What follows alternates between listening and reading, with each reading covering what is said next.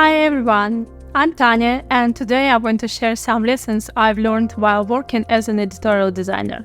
I've been at a business magazine for the last 4 years, and during that time I've picked up a lot of useful tips. Whether you are a beginner editorial designer or someone curious about the magazine industry, I think you'll find something useful here. So let's go. When I first joined the magazine, it looked a bit outdated, but here's the thing, you can't just jump in and completely overhaul design right away because you can face with the pushbacks from the loyal readers. So I started small. I made subtle changes, like tweaking margins for optical alignment and adding some rhythm to the pages. Over time, I introduced new updates every year, and before I knew it, the design had evolved completely. And guess what? The readers didn't even notice the change. They just adapted naturally. And speaking of working gradually, another thing that's been a huge learning curve is handling deadlines. Deadlines are a whole different game in the world of magazine. When I worked with the clients before, I used to set deadlines with enough headroom. You know, it's better to surprise clients by finishing early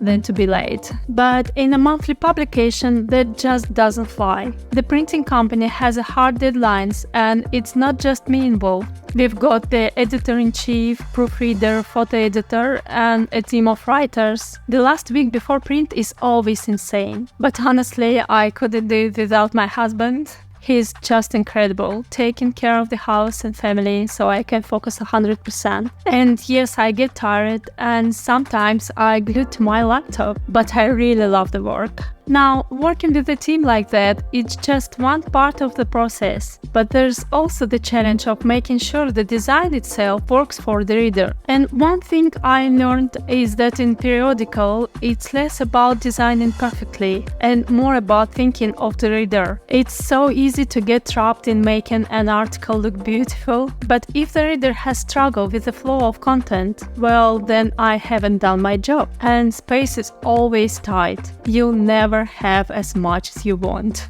So even when things aren't looking exactly how I'd like, I focus on making sure it's comfortable and easy to read. But what about the creativity? Working with a business magazine can be tough when it comes to creativity, especially with a niche like an agriculture business. But that's where the fun is. Finding ways to be creative within those boundaries. For me, rhythm is the key. For example, alternating between large and small illustrations, adding some isolated images for a lighter feel, or adjusting the number of columns. So balancing all those elements and finding a way to improve the design despite the constraints is something I've learned over time. Of course, along the way I've made some mistakes, but who hasn't? It's all part of the process. Once I messed up the footer template and the article almost went to print under the wrong heading. Thankfully, our amazing proofreader caught it in time, and that taught me to be extra careful, even with the smallest details. So now I always go through a checklist before finalizing an issue. Headers and footers, page numbers, alignment of elements with each other,